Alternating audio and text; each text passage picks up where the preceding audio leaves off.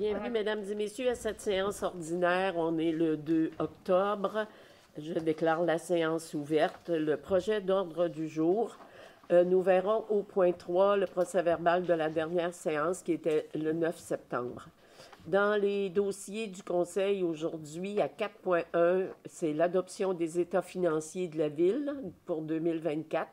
Et à 4.2, toujours dans les états financiers de 2024, mais l'entente intermunicipale en sécurité incendie. Au point 5, en développement culturel et communautaire, à 5.1, la politique familiale, et à 5.2, la politique municipalité amis des aînés. Au point 6, en urbanisme et mise en valeur du milieu, à 6.1, le rapport des permis de rénovation et de construction. Au point 7, dans les travaux publics, à 7.1, nous verrons le contrat pour l'entretien hivernal des rues, des bornes-fontaines et de certains trottoirs. À 7.2, l'adjudication du contrat pour la stabilisation du talus. À 7.2, 7.3, dans le même dossier, adjudication de contrat pour le contrôle qualitatif dans la stabilisation du talus de la rue Marcelin. À 7.4, la gestion des actifs municipaux en eau. À 7.5, le programme d'aide à la voirie locale. Au point 8, en administration. À 8.1, l'approbation et le paiement des comptes. À 8.2, le rapport sur la situation financière de la municipalité. À 8.3, l'affectation au surplus accumulé. À 8.4, aide financière accordée aux organismes. À 8.5, le rapport financier trimestriel. À 8.6, le programme d'aide financière aux initiatives locales et régionales en matière d'activités physiques et de plein air. À 8.7, représentant à la Cour supérieure un mandat. À 8.8, l'autorisation de placement, règlement d'emprunt 2021-298. Au point 9, dans les ressources humaines, la démission au service de sécurité incendie. Et à 10, dans les actes législatifs, à 10.1, un avis de motion concernant le règlement numéro 336. Est-ce que ça vous va pour tous? Oui, adoption proposée. Je voulais juste mentionner en ouverture d'assemblée, il y a absence de M. Carole Girard et de Mme Gina Lheureux. Nous sommes toujours en présence de M. Ghislain Gauthier, qui est notre directeur général par intérim, en l'absence de Mme Dominique Tremblay. Et nous avons en présence Mme Lison Huard, la greffière adjointe, qui est dans la salle.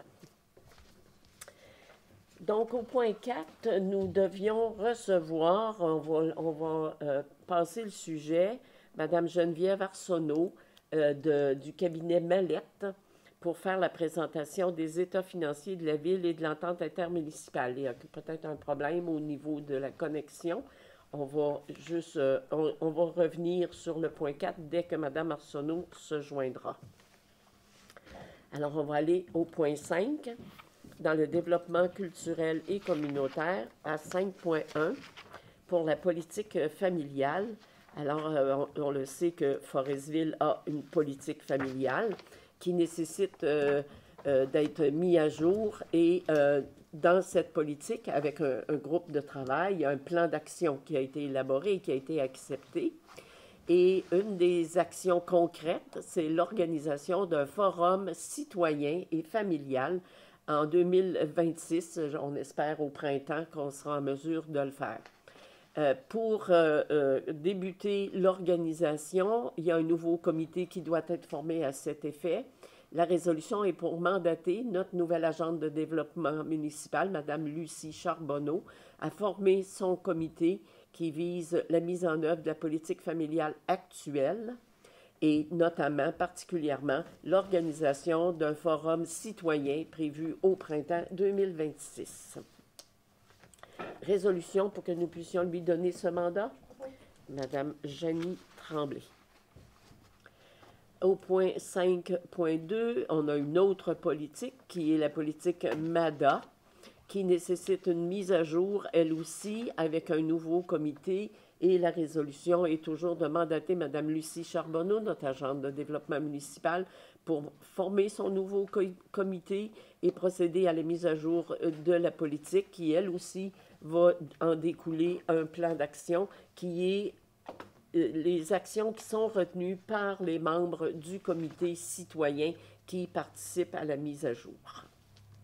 Proposition, Madame Nadine Gagné. En urbanisme et mise en valeur du milieu, à 6.1, le rapport des permis de rénovation et de construction. Monsieur Gauthier, si vous voulez nous faire une petite lecture. Oui, merci, Madame la mairesse. En septembre, le nombre de permis, c'est 16. Pour un sommaire 2025, un total de 135 à venir à aujourd'hui, pour des sommes de 10 620 777. Là-dessus, on a bien sûr le bâtiment des aînés qui est à 5,5 millions. Voilà. Résolution pour accepter ce permis de rénovation et de construction qui nous est préparé par Mme Harvey. M. Foster en fait la proposition. Tout le monde est bien d'accord? Oui. Donc, est-ce qu'on a en ligne Mme Arsenault? Elle est en ligne, mais ça fonctionne pas ici. Bon, alors on va continuer de notre côté. On va retourner les télés. On va aller au niveau des travaux publics, au point 7. Alors, malgré le magnifique soleil qu'on a cet automne, il faut quand même penser qu'il va y avoir de la neige et qu'il va falloir l'entretenir. Pardon. Donc, à 7.1, la Ville a procédé à un appel d'offres public portant le numéro 2025-0915-11.00 qui concerne l'entretien hivernal des rues, des bornes fontaines, des bornes d'incendie et certains trottoirs pour les années 25-26, 26-27, 27-28, avec la possibilité de 2 années d'option qui pourraient être accordées, mais individuellement. Alors, il y a eu ouverture des soumissions le 15 septembre. Donc, on a eu 2 soumissions. On a eu, je vais donner le montant pour les 3 années, qui est un montant taxe incluse dans ce cas-ci. Les excavations à Savard incorporées pour 1 980 271,91. Et nous avons eu un deuxième soumissionnaire, l'entreprise Transport Air Lamar et Fils, portant le numéro 92 98 83 02 Québec Inc., pour un montant de 2 555 894,25. Alors, il y a eu analyse des soumissions. La soumission d'excavation Savard a été reconnue conforme. La soumission de transport Air Lamar n'était pas conforme. Alors, la résolution, c'est d'adjuger le contrat d'entretien hivernal des rues, des bornes d'incendie, de certains trottoirs à l'entreprise Excavation à Savard. En fait, le montant global, on va le payer bien sûr au fil des années, mais 1 980 271,91 taxes incluses pour 3 années, avec la possibilité de 2 années d'options accordées individuellement. Alors, j'imagine qu'une des questions, c'est de dire, le dernier contrat était à combien? Quelle est l'augmentation? Je suis sûre que si la journaliste était dans la salle, ça aurait été la question. Alors, le dernier contrat, avec les 3 années qu'on peut comparer, et non pas les 2 années d'option, il faut bien comprendre, comparer les bonnes choses, le dernier contrat était à 1 514 971,35, lui aussi, taxes incluses. Alors, vous comprenez qu'il y a une augmentation de à peu près 450 000. Là, je n'ai pas fait le calcul, mais voilà. Donc, s'il n'y a pas de questions, commentaires, résolution pour qu'on octroie ce contrat, Mme Janie Tremblay. À 7.2 et à 7.3, des résolutions qui concernent la stabilisation du talus de la rue Marcelin. On en a parlé ici, on a du décrochage sur la rue Marcelin. Il faut vraiment aller protéger le territoire. Donc, premièrement, à 7.2, on a fait un appel d'offres, le numéro 25-0926-11.00, qui a été publié conformément. Nous avons reçu une seule soumission d'entreprise Jacques Dufour Construction Incorporée pour un montant de 155 563,47. Il y a eu donc analyse administrative et de conformité avec la firme Tetra Tech qui nous assiste dans ces travaux-là. Il y a eu donc recommandation que tout était conforme, que nous pouvons accorder le contrat à l'entreprise Jacques Dufour Construction Incorporée pour un montant de 155 563,47 taxes incluses et que cette dépense va au surplus accumulé non affecté parce qu'évidemment, qu'on n'avait pas budgété ce décrochage-là dans notre budget. Alors, c'est vraiment un événement qui arrive comme ça, fait qu'on va aller le chercher dans notre surplus. Est-ce que ça va de tout côté? Oui. Oui. Un proposeur pour qu'on puisse donner ce contrat? Je propose. Monsieur Mario Desbiens.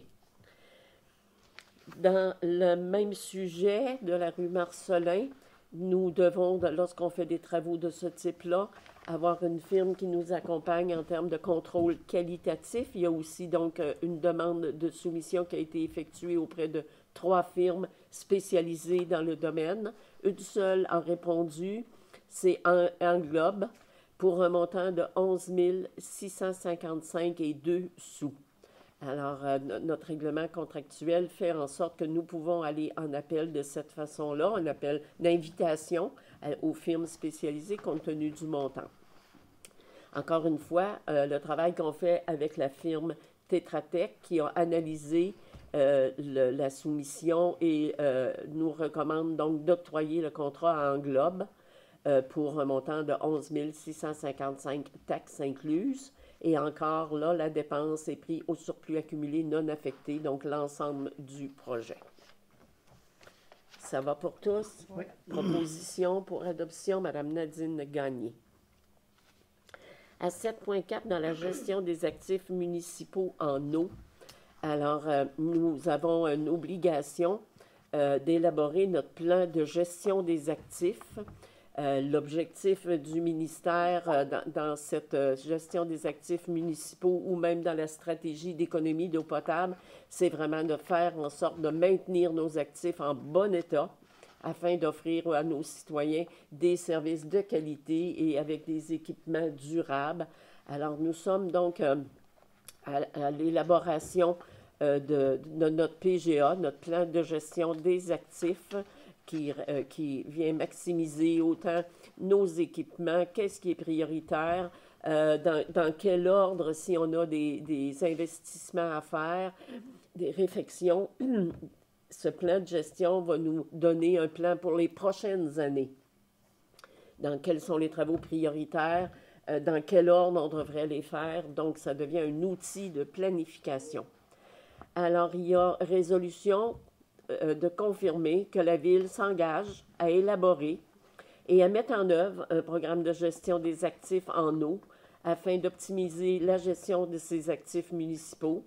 On s'engage aussi à transmettre au ministère, au plus tard au 31 décembre 2026, le sommaire du plan de gestion des actifs en eau et toutes les informations que le ministère va requérir à cet effet.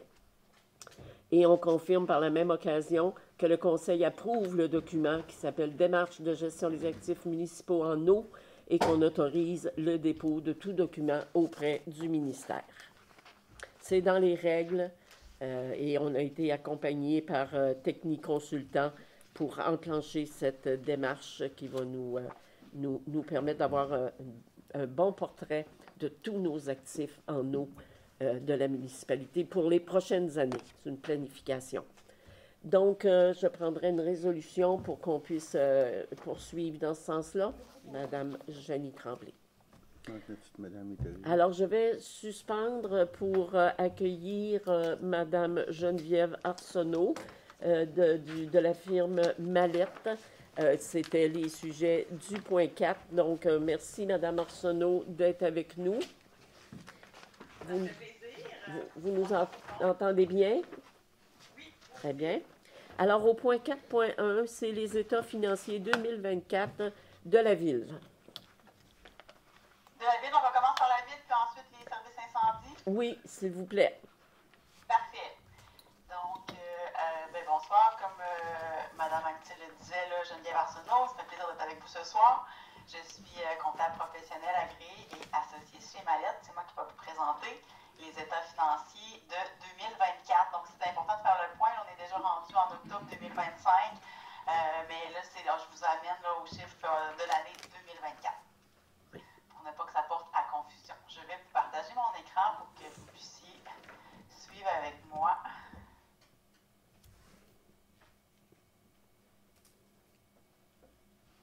Et voilà. Est-ce que vous voyez bien mon écran? Oui. Parfait. Alors, je vais vous emmener au rapport de l'auditeur. D'abord, le rapport qu'on joint aux états financiers, qui est notre livrable à nous. Simplement vous dire là, que c'est un rapport avec réserve. Il y a une seule réserve qui est une dérogation aux normes comptables. Elle était là également l'an passé, cette réserve-là. Oui. C'est que depuis l'an passé, il y a un nouveau chapitre des normes qui oblige tous les organismes du secteur municipal, incluant les municipalités, du secteur public, pardon, qui inclut les municipalités, à comptabiliser des passifs éventuels qui appellent des obligations liées à la mise hors service d'immobilisation. En d'autres termes, le plus courant, c'est les passifs liés au désamiantage. Donc, c'est un exercice qui n'a pas été fait par la Ville. Donc, c'est une dérogation aux normes, mais c'est une raison qui est quand même fréquente dans le monde municipal parce que c'est une nouvelle norme. Puis ça demande quand même beaucoup de travail pour l'appliquer. Donc, c'est la seule dérogation. Pour le reste, c'est une opinion standard. Vous le voyez ici, qu'on dit que dans tous leurs aspects significatifs, que les états financiers consolidés ci-joints donnent dans tous leurs aspects significatifs une image fidèle de la situation financière consolidée de la Ville au 31 décembre. Et ce, conformément aux normes comptables canadiennes pour le secteur public. Ensuite, je vais vous amener, c'est un document qui est assez volumineux, vous voyez qu'il y a 87 pages, mais je vais vous amener au sommaire qui est extrait du MAMACH, qui est l'information la plus pertinente, qui résume bien l'année. Donc, je vais commencer par le début. Je vais trouver la bonne page, voilà. C'est ça. La page, il y a plusieurs colonnes. Je vais porter votre attention sur la colonne du centre. Il faut savoir que les états financiers de la Ville sont consolidés avec la SEDF, qui est la Société d'expansion et de développement de Forestville. C'est l'organisme que vous avez ici. C'est un organisme qui est contrôlé par les élus, donc on doit le consolider. Mais aujourd'hui, on va principalement se concentrer sur l'administration municipale, qui est la Ville elle-même. Donc, vous avez la première colonne qui est le réel de 2023. Qui est l'année précédente, le budget qui a été adopté par le conseil municipal, qui est un budget équilibré à zéro, et les chiffres réels de 2024. Si vous regardez tout de suite la ligne du bas, on voit que la Ville de Forestville, pour l'année 2024, a terminé l'année avec un montant qui est positif, donc un excédent de fonctionnement de l'exercice à des fins fiscales. Si on prend le temps de décortiquer les résultats ensemble, vous voyez qu'au niveau des revenus de fonctionnement, la Ville avait 8,3 millions de revenus de fonctionnement qui étaient inférieurs au budget parce qu'il y avait certains transferts qui avaient été budgétés qui n'ont pas été concrétisés, mais quand même mieux que l'année dernière en termes de revenus de fonctionnement. Des revenus d'investissement qui sont des revenus des subventions liées au projet d'immobilisation de 1,5 million environ. Un total de revenus de 9,8 millions. À cela, on soustrait les charges, qui incluent les charges d'amortissement de 9,2 millions. Lorsqu'on les compare au budget, ça semble plus haut, mais il faut savoir que le budget ne comprend pas la charge d'amortissement, alors que le réel le comprend. Donc, si on ne considère pas cette charge-là, on aurait plutôt une économie au niveau des charges. Donc, vous avez un excédent aux activités de 546 000. Ensuite, on doit retrancher les revenus d'investissement que vous voyez à la ligne 2. On les retranche pour s'en aller vraiment sur une base de fonctionnement en excluant les projets d'investissement, ce qui fait un excédent, un déficit de fonctionnement avant conciliation des fins fiscales de 950 000. Par la suite, les normes du secteur public veulent qu'on fasse des ajustements à des fins fiscales. C'est ce qu'on fait. Donc, les principaux ajustements, vous les voyez, c'est d'abord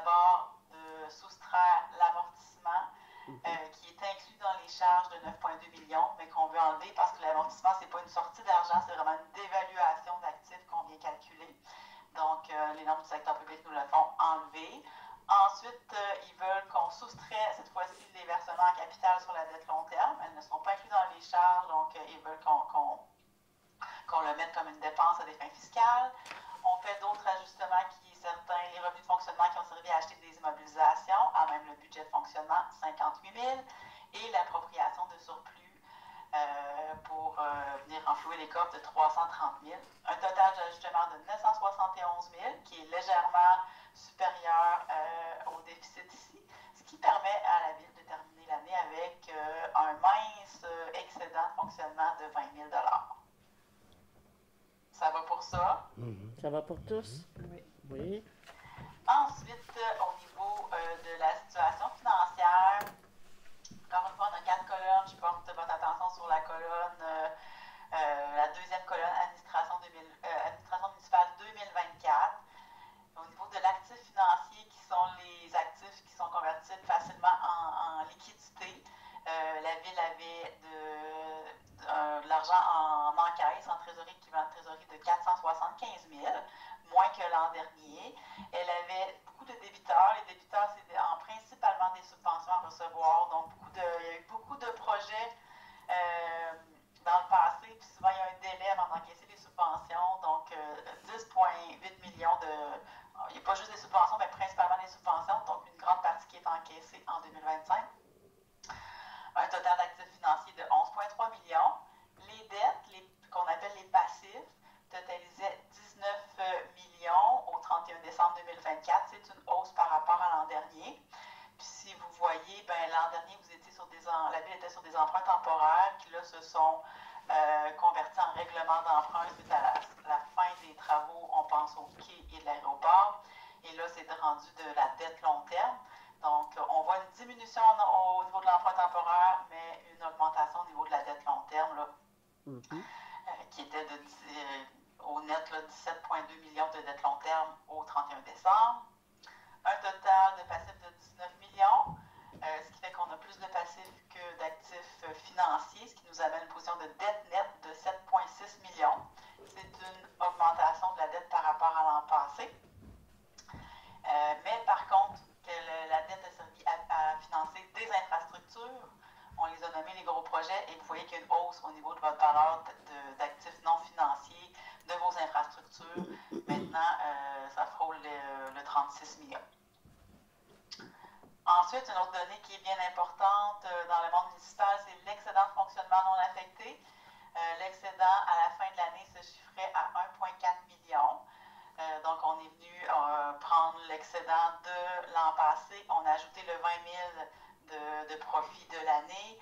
Et ensuite, en conseil municipal, il y a un 310 000 qui a été retranché, qu'on voit ici, pour balancer le budget 2025. Ce qui explique qu'on a une baisse d'excédent de fonctionnement non affecté par rapport à l'an passé. C'est qu'on a, oui, un surplus, mais qu'on est venu soustraire 310 000 qu'on est venu s'approprier pour le budget 2025. Puis par la suite, vous avez d'autres sols. On voit qu'il y a quand même beaucoup d'argent de réserver, des réserves financières et fonds réservés qui vont servir, entre autres, à rembourser les dettes long terme qu'on a vues ensemble. Pour les autres pages, on vient fournir plus de détails là, sur certains postes, mais je ne vais pas les passer avec vous en détail. On pourrait regarder rapidement le sommaire des revenus. On avait vu ensemble que la réalisation 2024 était de 8,3 millions inférieur au budget, mais mieux que l'an passé. Donc, on voit que vraiment par rapport au budget, c'est au niveau des revenus de transfert que c'est moins haut. Sinon, on a quand même, la Ville a connu une hausse au niveau des taxes et des revenus de placement, imposition de droits et autres. Au niveau des dépenses, là, on n'a pas le budget qui est présenté au niveau des dépenses, mais on pourrait regarder ensemble les données consolidées. Là, on a les dépenses par grand département de la Ville. Donc, un total de dépenses consolidées qui est un peu plus haut que 2023. Les départements, il y a 2 départements qui ont une hausse plus frappante. C'est au niveau du réseau routier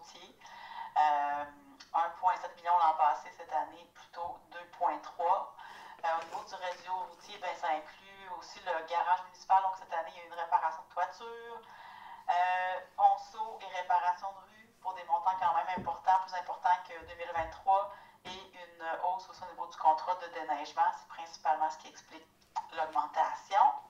Et puis les autres départements, c'est assez comparable.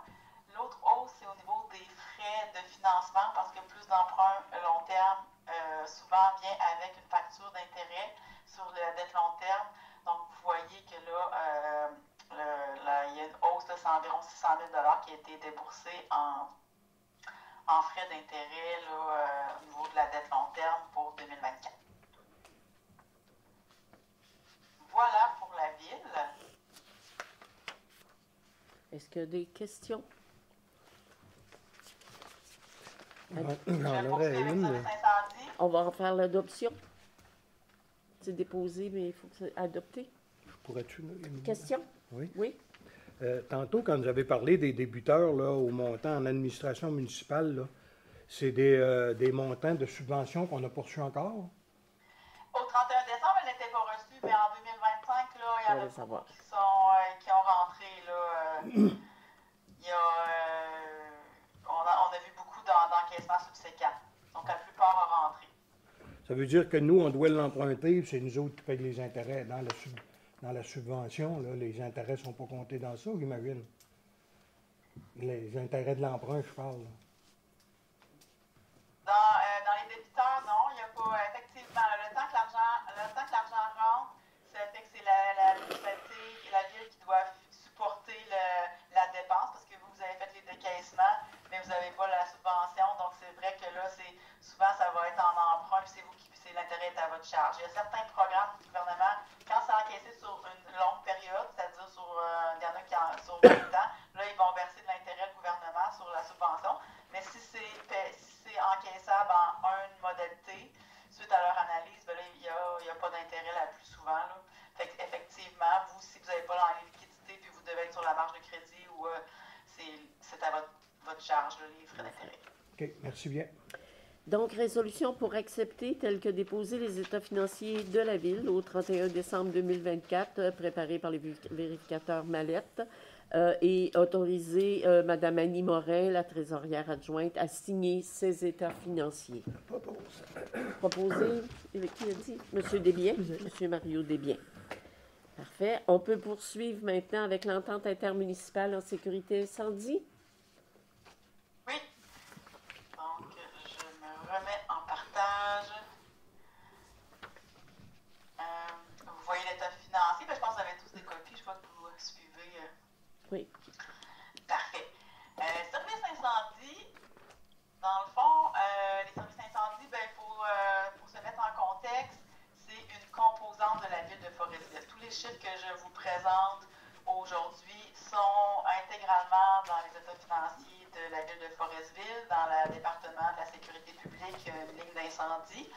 Par contre, là, on veut y apporter un œil, là, vraiment, c'est un outil spécifique aux services, aux revenus et dépenses liés aux services, parce qu'il y a une entente qui relie plusieurs municipalités membres. Donc, de là, de valider le respect de l'entente et de faire du travail plus pointu sur les chiffres spécifiquement au service d'incendie.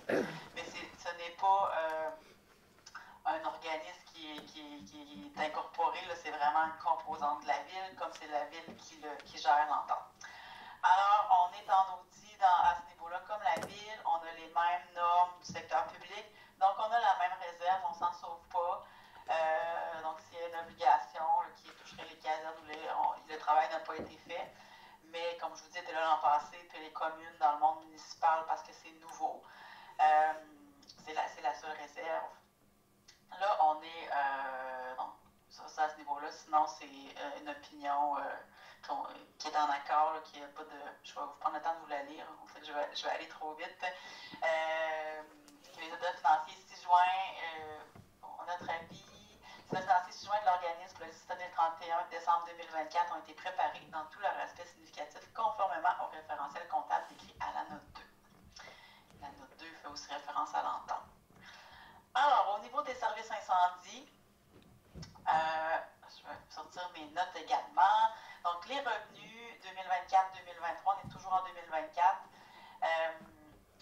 Les revenus, c'est une légère baisse des revenus. On va pouvoir aller voir ensemble le détail là, au niveau de l'annexe. 1,4 million, puis l'année passée, c'était plutôt 1,5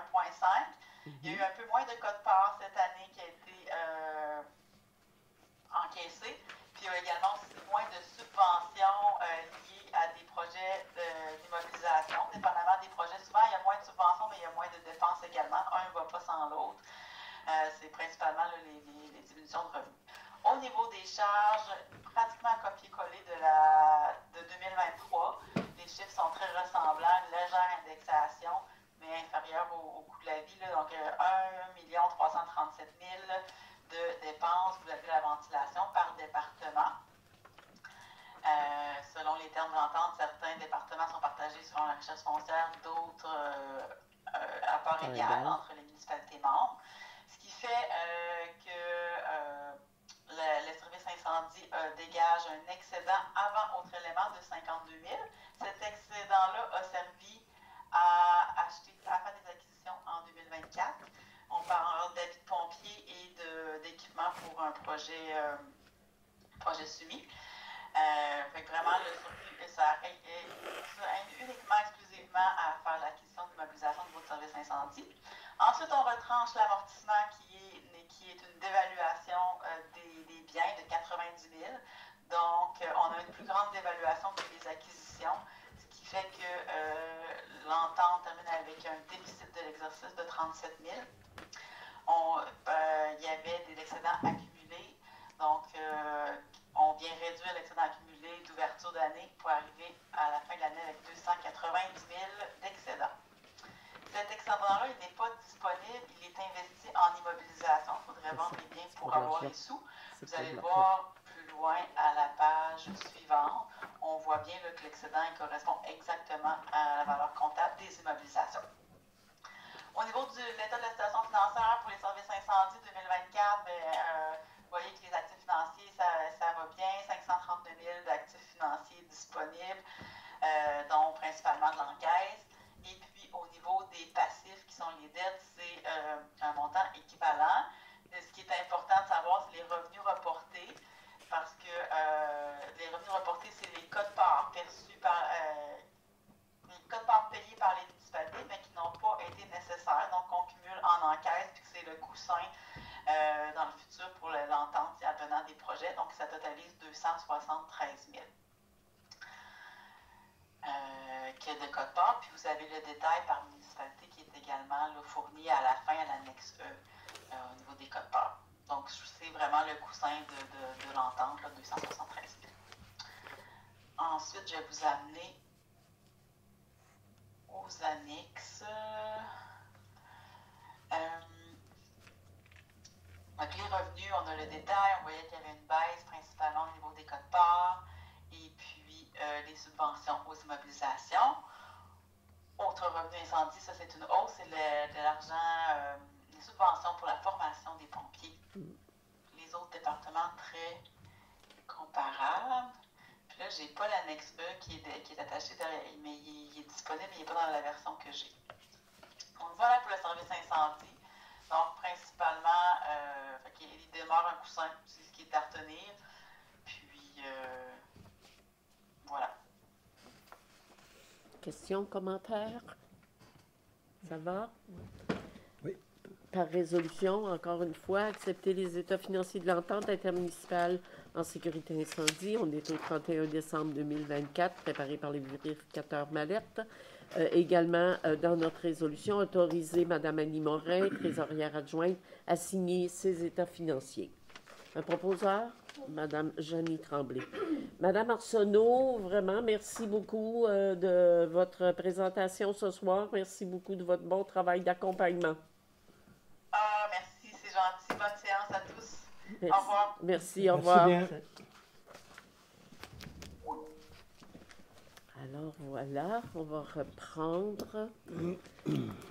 J'ai été rendue à 7,5, je pense, le programme d'aide à la voirie locale, effectivement. Donc, c'est une résolution aussi que la Ville a pris connaissance des modalités d'application de ce programme d'aide à la voirie locale dans un volet qui s'appelle « Projet particulier d'amélioration ».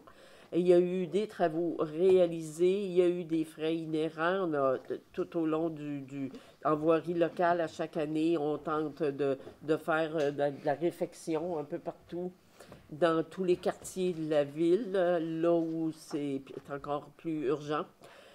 Donc, c'est pour approuver les dépenses de l'année 2024 au montant de 32 358. C'est le montant qui nous est octroyé, pour lequel nous devons faire rapport de ce que nous avons fait avec. Alors, comme on en a fait beaucoup plus que 32 000 c'est assez facile de faire le rapport, mais on doit déposer un rapport sur les travaux d'amélioration réalisés, de même que les coûts qui ont été inhérents. Ceci étant des exigences du ministère du Transport du Québec. Je propose. Proposé par Mme Nadine Gagné. On va aller en administration maintenant. L'approbation et le paiement des comptes.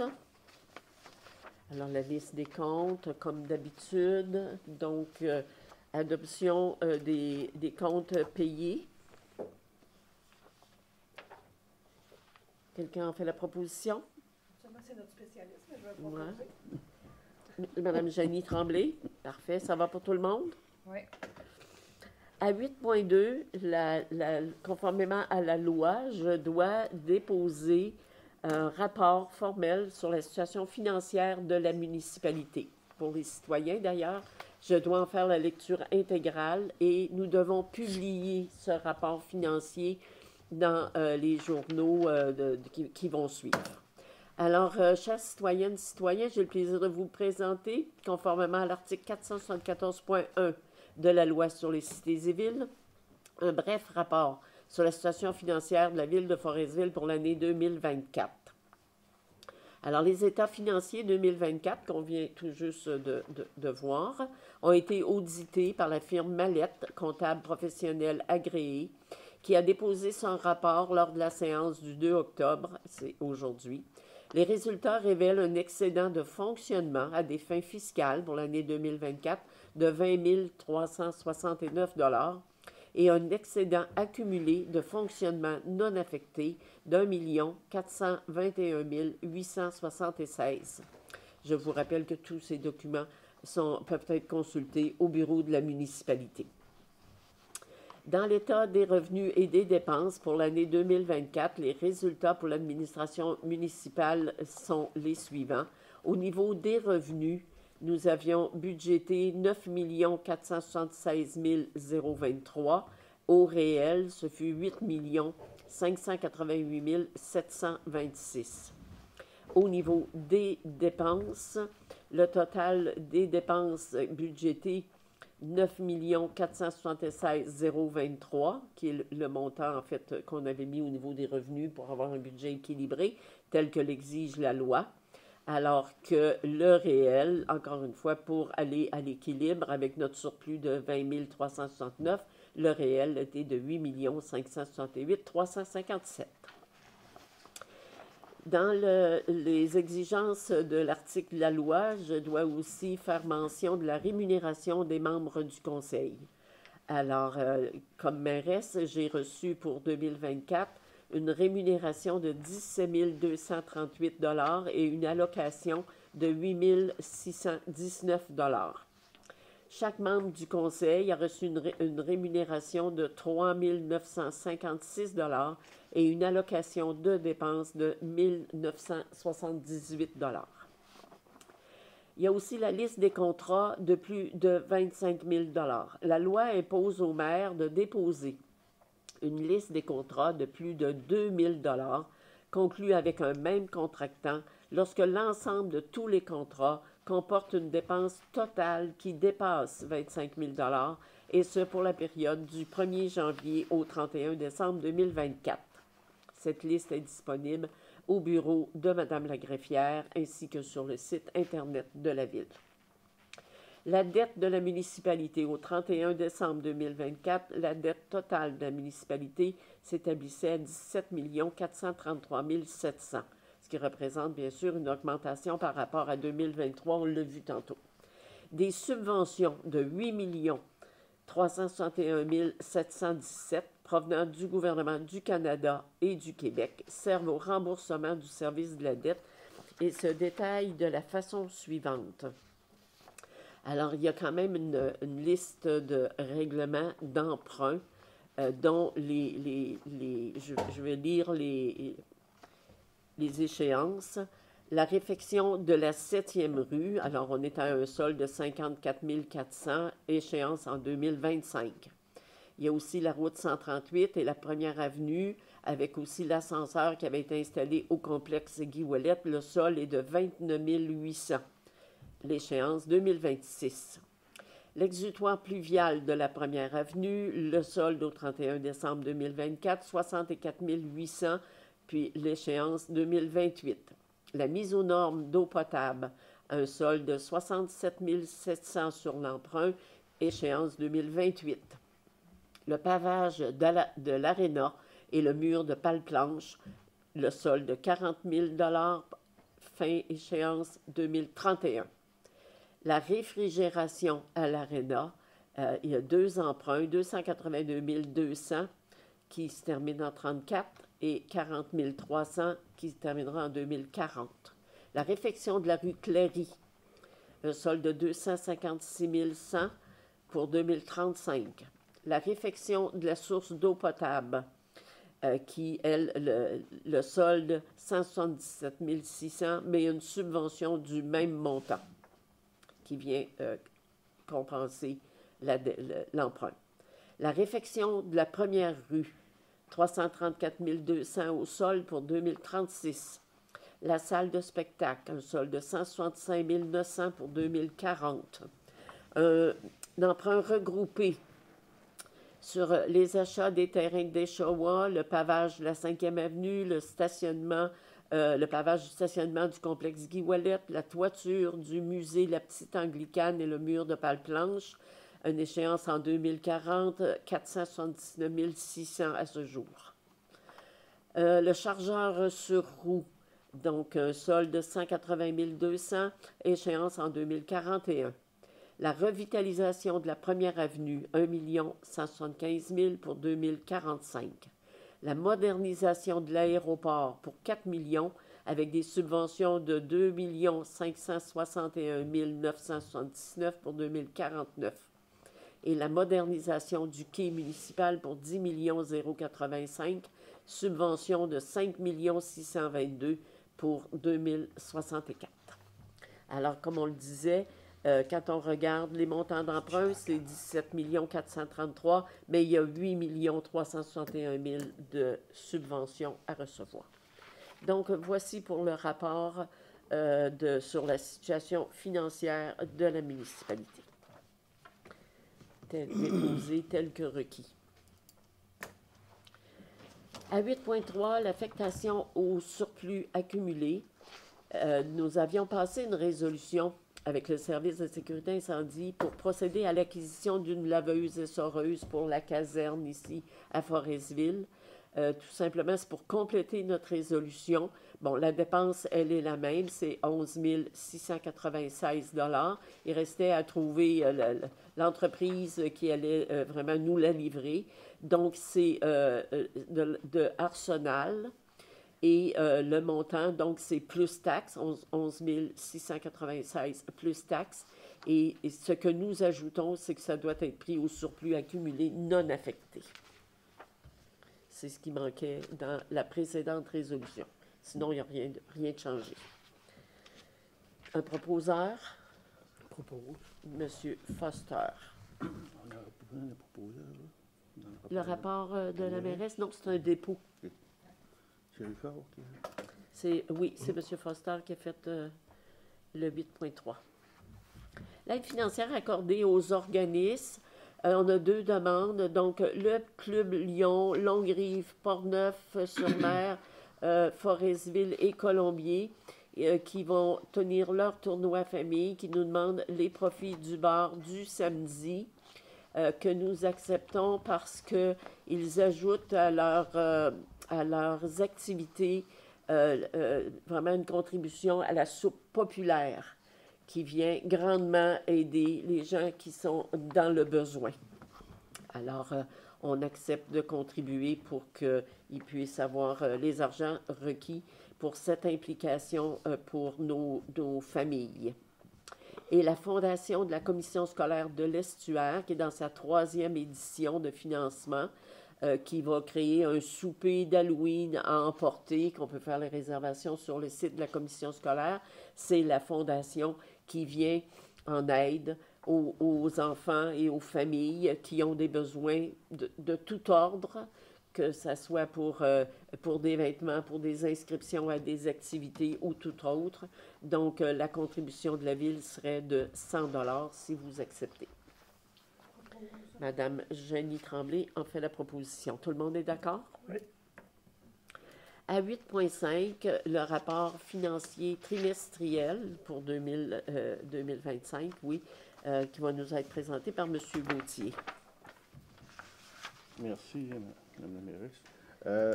Pour le suivi mensuel du budget, bien, on avait au 31 juillet, on était à 58 de notre budget. Si on se réfère au mois d'août, on était à 67. Puis au mois de septembre, on était à 75 de notre budget, pour un montant là, 9 909 000 budgété, puis on est à 9 476 000 en 2024. Donc, ça respecte la planification budgétaire qui avait été faite. Par résolution, pour accepter le dépôt de ce rapport financier des troisième trimestre 2025, préparé par la directrice des Finances, Mme Morin. Mme Nadine Gagné en fait la proposition. À 8.6, programme d'aide financière aux initiatives locales et régionales en matière d'activité physique et de plein air, le PLAFLIR.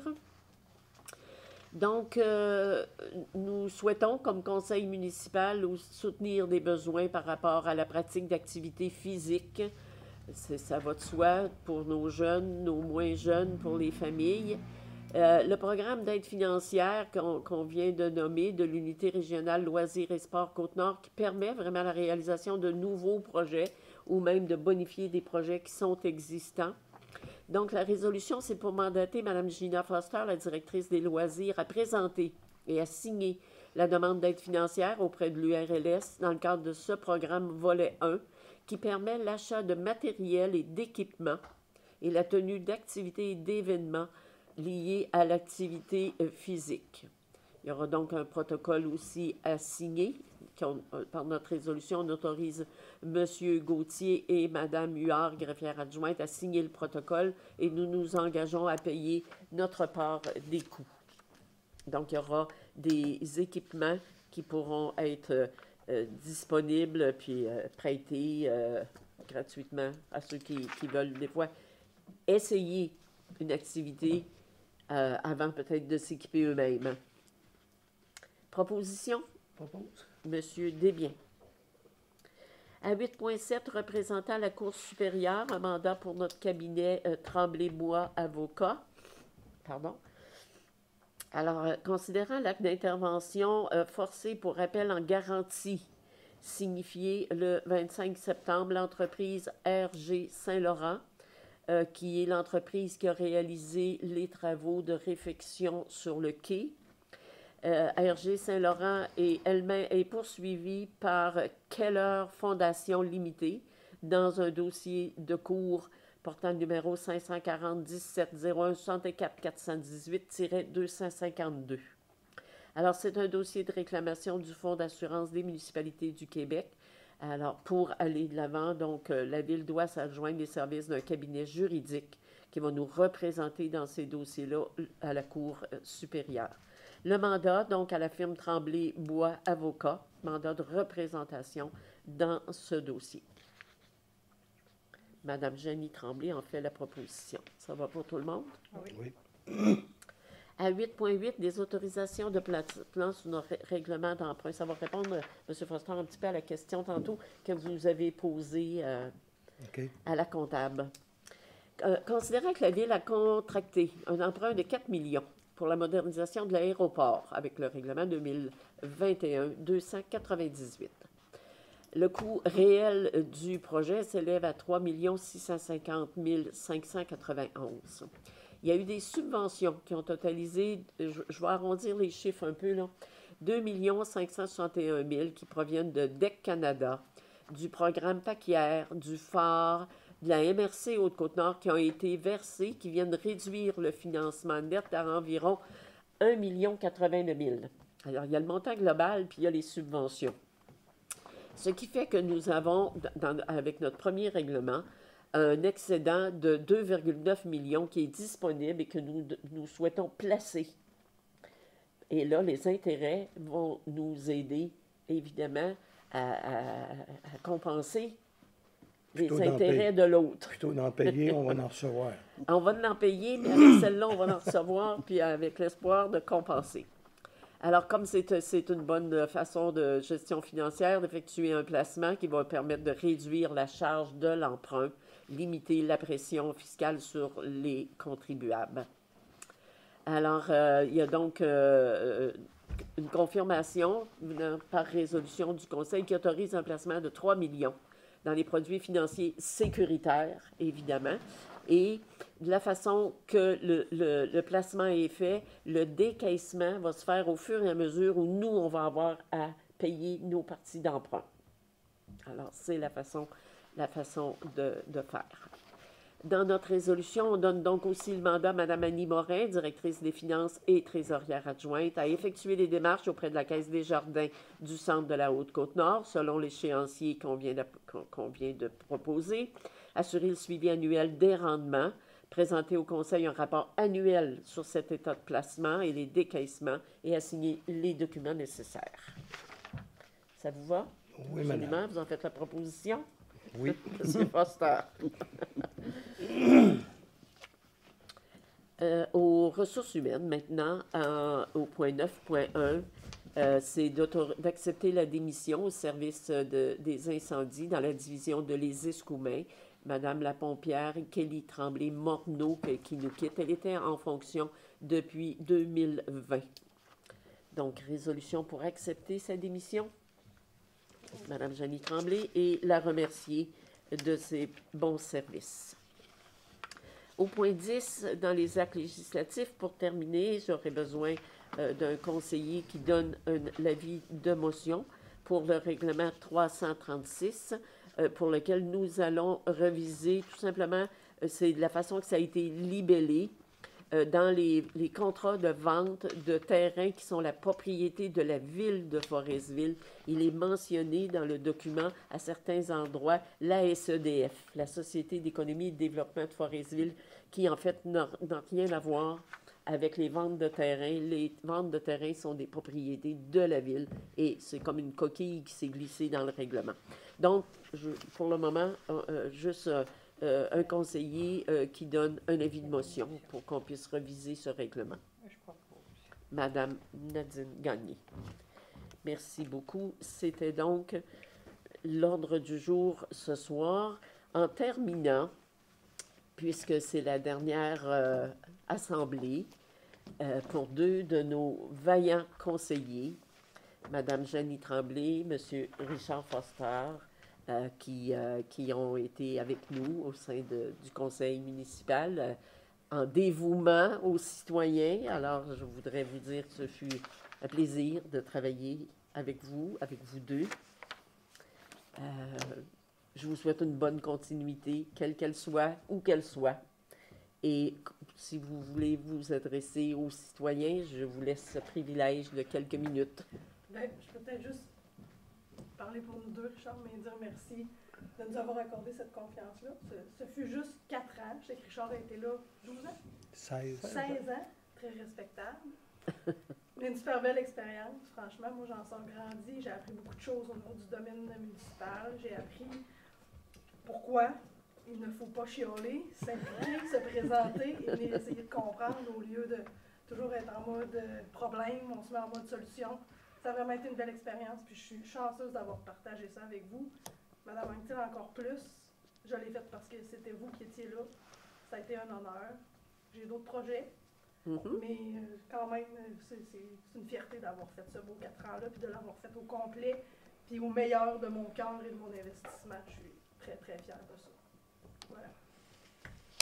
Ben, c'est un peu la même chose. Moi, en tout cas, je remercie beaucoup les gens de m'avoir fait confiance en 2009 parce que ils sont venus me voir parce que ça faisait 17 ans que j'étais dans la salle, que je venais tanner M. Tremblay ou M. Pinel pour lui poser des questions. Puis à ce moment-là, je me suis dit, Foster, si tu veux changer les choses, tu as 2 choix. Tu t'en vas chez vous, ben, tu traverses de bord. J'ai traversé de bord, mais je suis emmené ici sur ce bord ici de la table. Puis de ne pas avoir eu d'opposition pour les 3 autres mandats, Je le prends comme une marque de confiance de la population. Un petit peu aussi, comme Jeannie l'a dit, il y a juste une chose dans tout ça qui est blessante, c'est ce qu'on voit sur les réseaux sociaux qui se passe. Ce qui se passe ici, là, c'est pour le bien de la collectivité. On n'est pas là pour détruire ce qui a été fait ou pour pas essayer de faire avancer notre ville. On le fait pour le bien de la population. Quand on voit ce qui se passe dans le parc centre-ville, puis un peu partout qu'il y a du vandalisme, là, ben, je peux vous dire une chose, ça fait mal au cœur parce que c'est l'argent de tout le monde qu'on prend pour réparer ce qui a déjà été fait. Puis ça prend des ressources humaines aussi pour les arranger. Dans le temps qu'ils font ça, ils ne font pas d'autre chose. Ça fait que il y a une chose aussi que j'ai remarqué quand j'ai rentré, j'ai vu le tableau des mises en candidature, puis ça, je parle à ceux-là qui sont agiles avec le pouce sur le téléphone, là, qui ont pas de misère du tout à parler avec le téléphone, qui ne signent jamais le nom en bas non plus. Il n'y a pas grand nom d'inscrits sur le tableau. J'espère qu'il va en avoir plus que ça demain soir à la date de fermeture. Et aussi, remercier tout le monde ici autour de la table. Là. Mario, il y a 12 ans, Micheline, en même temps, on est rentré ensemble en même temps en 2009. Oui. Jeannie a fait juste un mandat, mais elle a travaillé fort aussi. Nadine avec ses poubelles, j'espère qu'ils vont changer pour l'an prochain. Je les garde, je suis comme papa. Mais je voudrais leur souhaiter la meilleure des chances pour la prochaine élection qui s'en vienne. Merci. Parce qu'ils le méritent. Puis je suis certain qu'avec eux autres, la ville va continuer à avancer. Je vous remercie beaucoup tout le monde.